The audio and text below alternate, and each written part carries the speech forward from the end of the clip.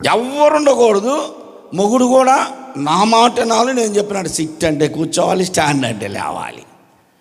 అంతే చేసుకుంటున్నారు మరి ఇప్పుడు.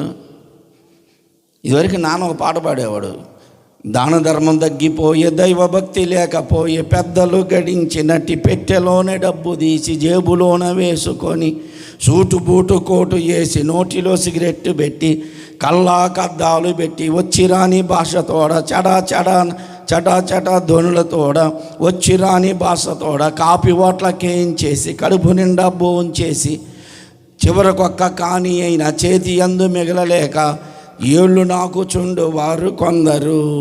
అయ్యో ఈ కాళ్ళు బారజాపు వారు కొందరు. భార్య మాట వినకపోతే భర్తలకు మెతుకులేదు, కదిలితేనే కంపు కంపు. చిట్ అంటే కూర్చోలను, స్టాండ్ అంటే లేవలను, కాళ్ళు రెండు పట్టవలను, గట్టిగాను వత్తగలను. ఇట్టి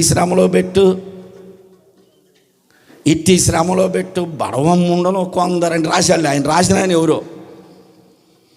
అత్తమామల పెత్తనాలు వడుగంటిపోయినాయి, కోడళ్ళ పెత్తనాలు కోరి కొండెక్కినాయి.